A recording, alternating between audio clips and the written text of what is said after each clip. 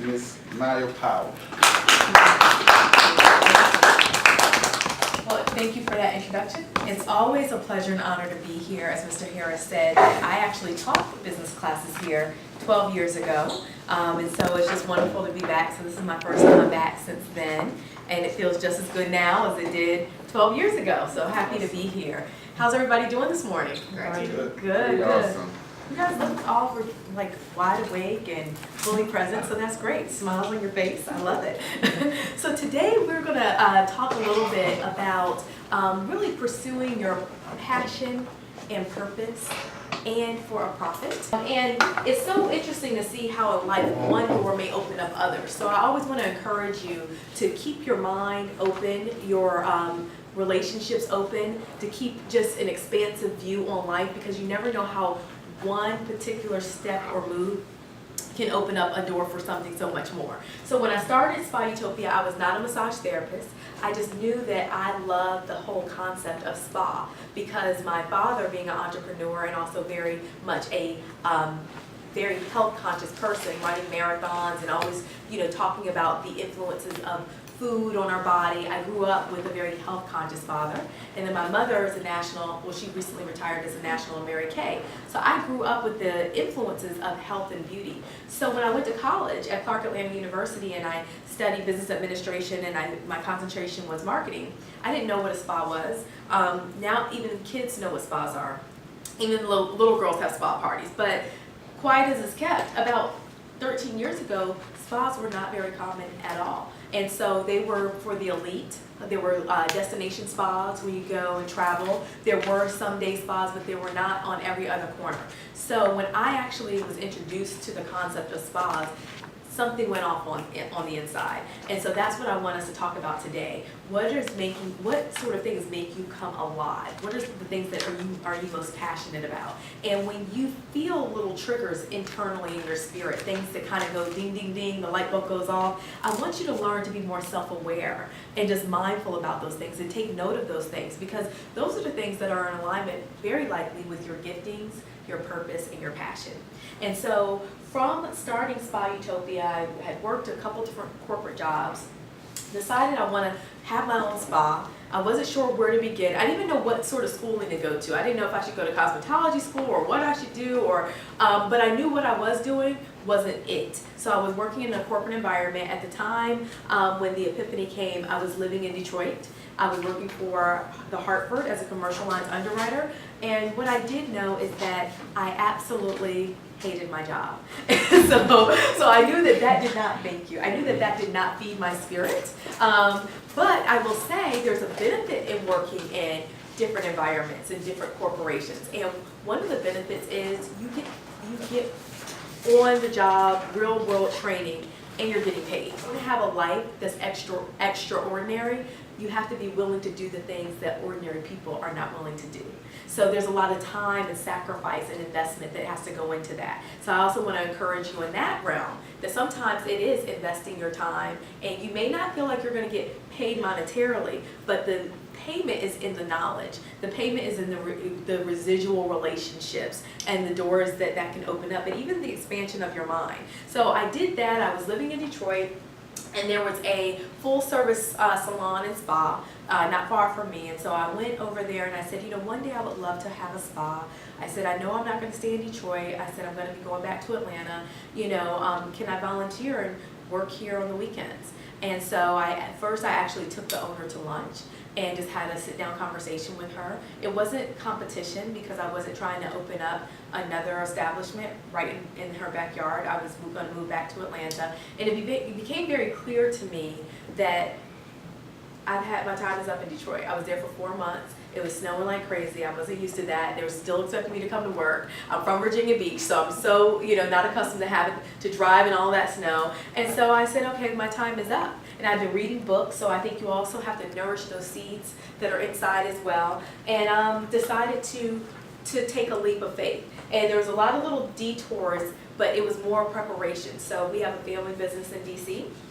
that my father and brother were running at the time. So my father suggested, why don't you come to the Maryland, D.C. area and work in the family business for a little while. So I paid I would say paid some dues. You know, it wasn't what I wanted to do at the time, but I felt this family business has supported me. So I've worked for other corporations, so I am young enough I can sacrifice the time and participate in my family business, because what if I have to step in on a higher level one day? You know, this is my way of paying back and contributing back to something that's sewed into me. So I did that for a little while, and then I said, okay, once again, I feel like this is draining my spirit, so I was just like, I gotta get back on track, and it's time for me to make that step and go to Atlanta. Came to Atlanta. It was a big, huge leap of faith. Even though I was preparing, it's very important to prepare in life. Although I was preparing with putting resumes on Monster, you know, seeing how I could go ahead and put myself in position to substitute teach. The end of the day is I had a date in mind. It was a 3-month date. It was March 10th. So I shared with my family my decision. I went ahead and started packing and purging. Gradually, so it wouldn't overwhelm me. I had my date in mind. My godmother said I could come stay with her because I knew I may or may not have a job when that date came. I had done some preliminary phone interviews. I had in mind even what sort of work I wanted to do. I wanted to do recruiting work because that was part of my skill set. But I saw my sister-in-law, who was my brother's girlfriend at the time, doing this work, and I'm like, I work way harder, and it's way more stressful the work that I do, and she does this, and she sits in this cushy office. I was like, I want to do that. So I you know, set the intention. So we want to even think about how we set the intention for our pathway of our life. So with all that being said, March 10th or 9th came around. It was time for me to pack up and go. I laid a lot of groundwork, but I didn't have a job at hand, so I got in the car and I drove. And I got to Atlanta, my mother and I. And so when I got here, I had about 2 weeks of a lot of prayer, like, oh, I hope I get a job. And in that 2-week time frame, a friend of a friend said that she worked and taught classes at Atlanta Metro, and maybe Atlanta Tech might need some instructors. So that's how Mr. Harris says he doesn't even know how we met. Well, during that season, I didn't lay dormant and stagnant. I was very productive with my waiting time. So we can, even while we're waiting, we can be productive and purposeful with our time. So I did come and drop off a resume. They said they didn't have any openings at the time, but little did I know, maybe about a year later, that seed would have a fruitful harvest. And so that fruitful harvest was, now there's Mr. Harris, and he's the new department head. Now he needs to hire some instructors, and I would never forget, at this point, 2 weeks later, let me digress, 2 weeks later after me arriving, the phone interviews that I had done with Ronstadt materialized. I had a job offer. I was getting offer for more than what I even had in my mind that I was asking for. And so all of that just was coming together. And then I heard people saying like, oh, if you want to open a spa, you should work for this company, Spa-Sidel. You should try to get a part-time job there. And so I had in my mind that I would work a part-time job because I was preparing to buy a house, and so I had this game plan. So I was just like, and again, then spas were not as big as they are now. Now, you know, Spa-Sidel was the spa. Now there's so many others that people don't even talk about Spa-Sidel as much anymore. And so I said, well, they're probably not open late or on the weekend. So I said, well, maybe I'll get a job at Bally's because then I can at least stay in shape. And at the time, I think Bally's may have paid like $5-something an hour. Well, one day, lo and behold, I went to go get lunch for the office. And where I went to get lunch was this place that was right next to this Spa-Sidel, right up the street from my 9 to 5. So the long and short of it is, you never know how one door will open up another and another. So I applied.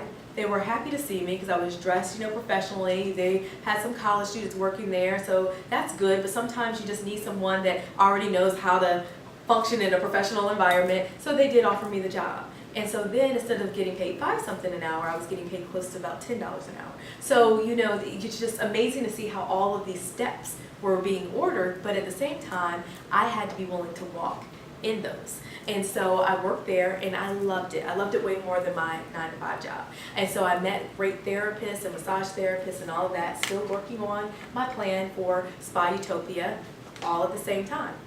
So eventually I realized I don't have to drive all the way to Alpharetta from Southwest to get to a Ronstadt. There are so many others along the way. So I got a transfer and to one a lot closer to me, a Randstad a lot closer to me, stopped working there, and it was right around the time that I started to miss my extra paycheck from my part-time job. I was like, gosh, I kind of miss that money. And so, let me digress. I also transferred to a Spa Sydell at Cumberland Mall, but it wasn't as nice and I didn't like it as much. And so I said, well, I've learned everything I need to learn, so I don't want to do this anymore. So that's after I quit that is when I said, oh, I kind of miss that money though.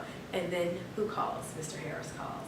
And then once again, it was almost a double increase in terms of, compensation, and I love the opportunity. So 12 years later, here I am. Do you feel that you know what your purpose is? Raise your hand. Well, not the full purpose, but That's part. good though. That's phenomenal. To even have a idea is phenomenal, because there's so many people that don't know, just because life can have us so busy and weighed down, and whether it's trying to make a living, whether it's dealing with relationships, whether it's our job that we're working on even though we know it's not feeding our spirit, sometimes all of that is cluttering our true purpose and our passions and our giftings. And so with that being said to me in Detroit, now here it is, I'm working on the plan, but now it's time to go ahead and activate the plan. And so with that being said, it was September 2001 is when I went ahead and had my first Spa Utopia event. And I started by having a spa party for my birthday. And that's where it grew. So sometimes it's just about taking the step. And we can over-prepare sometimes and over-analyze. Preparation is really good, you need it. But when you find that it's just years and you're still writing, go ahead and take a step. What step can you take? And so having a spa party for my birthday was one of the first steps that I took. And then the following year, I literally launched the business and had a huge spa party where I invited my corporate clients, and that was by design. I said, what kind of environment can I work where I would also be developing relationships for my business when I opened my doors. Mr. Harris came. I didn't have an actual spa, of course, so what I did is I rented a house for the day, and I didn't have a lot of money, so I told the homeowner that they would get free spa services all day, and we literally transformed a historic home in the West End into a spa for the day. And I met my therapist from working at Spa Sydell part-time, and so I knew the best in the industry at that time, and so they were my team, and transformed even the front room into a boutique. So when I think back to how much work that was, it's like one of those HGTV projects. I can't even believe I did all that, but I did. So that's what excitement and passion will do for you. So did that, later realized I need to become a massage therapist or something. And massage therapy appealed to me the most because it's very therapeutic and it gives people an enhanced quality of life. And from being in that schooling, I actually ended up going with some other classmates to buy products at an open house for a massage supply store. It was an open house, so they were doing workshops. They were teaching how to make products. And so from me going to one of those workshops, I kind of capitalized on that moment. And I started making products because I learned for free. And so therefore, these products you see here are products that I make myself. They're the Utopian brand, but they didn't start off that way. They started off being Spa Utopia products. And then so I will also say that as you are pursuing your life passions, that be willing to be adaptable to change and growing and evolving, because the bottles were different. The name was Spa Utopia, which didn't appeal to retail establishments. So they said, you need to change your packaging, you need to change your labels. I don't know if a spa name is going to fit in retail stores.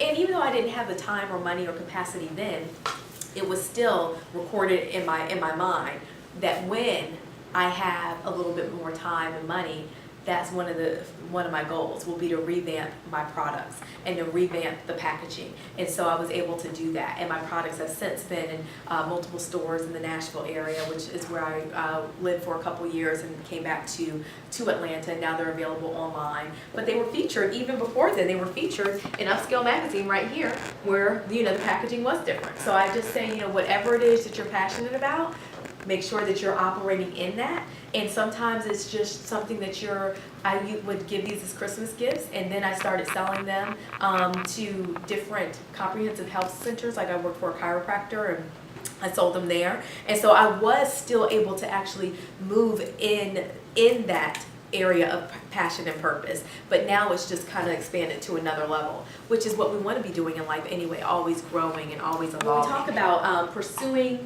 our passion and turning that into profit. I made an acronym for purpose. So if you would write this down. So purpose, the P, and my acronym is kind of stacked. I just want to let you know. So I may have multiple words for P or multiple words for the S in purpose. So purpose, what are you passionate about? What is your purpose? And are you prepared?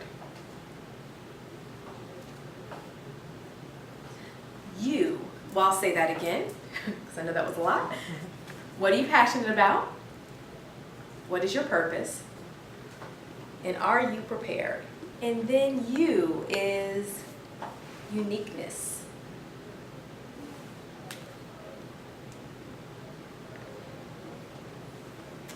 All right, R is being responsibly respectful. And we're going to break these down a little more. And then P is for positivity.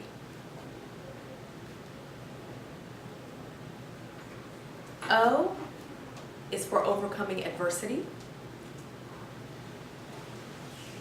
S is for seizing the moment and taking the steps.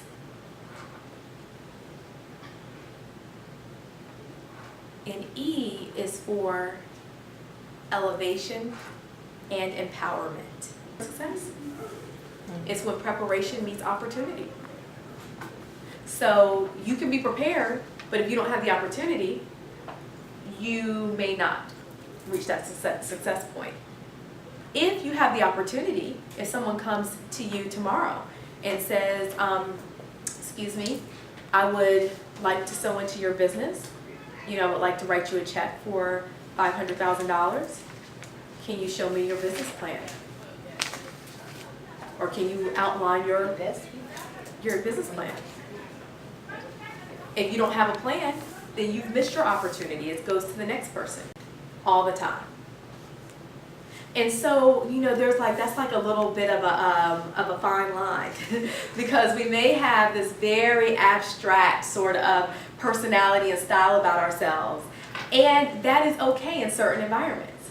But you also want to make sure that the exterior is not a distraction for the interior, but at the end of the day, none of us need to try to emulate and be like someone else. Our life, respectful of our time, respectful of others, respectful of our gifts, that we're not wasting them. And we also want to think about in business, we don't want to go out there and do something that's to the detriment of someone else. So I believe in social responsibility. How is what I'm doing making a positive mark in the world? Overcome adversity. Life is full of peaks and valleys. We're always approaching one or the other. So when you look at it that way, it'll allow you to know I'm not the only one that's going through, but this is temporary. I've been through before, I've come out. So just know that if you are going through, just be intentional. That even if you give yourself some time, 48 hours to have your pity party, give yourself a time frame that I'm only going to allow myself to be down and cry and moan and groan and eat ice cream or whatever for 2 days, and then it's over. And make sure that you're surrounding yourself and immersing yourself with things, people, words, quotes. For me, I use a lot of scripture, whatever it is for you that can pull you out of that. Because it's our struggle that makes us strong, and it's our vulnerability that oftentimes is tied to our purpose. Seize the moment and take the steps. What are some steps that you can be taking right now to propel you more into your passion and your purpose? And what steps of those can help create revenue? Because they say if you're doing what you love, then you never have to work again. So do what you love. Figure out ways to do what you love. And even if it's not so profitable where you can quit your full-time job right now, it'll eventually get there if you're doing it with a spirit of excellence, with the right integrity. If you're doing it in a way that empowers others, it'll eventually get there. So just stay encouraged. And lastly, the E is for elevate and empower. So we always want to be operating in a spirit of excellence. We always want to be looking at what is the next thing that I can be doing to take this vision, this purpose, this passion to the next level, the highest level. And when you think in an expansive way like that, my mom has this quote, go as far as you can see and then you'll go further. So to use an illustration, as far as I can see right now for this room is concerned is this door. So if I go over to the door, well guess what? When I look out the window, I can see halfway down the hall. And if I open the door and go halfway down the hall, then I'll be able to see further. So life is the same way. My closing thought is, watch your thoughts, because your thoughts become your words. Watch your words, because your words will become your actions. Watch your actions, because your actions will become your habits. Watch your habits, because your habits will become your character. And watch your character, because that will become your destiny. Thank you so much.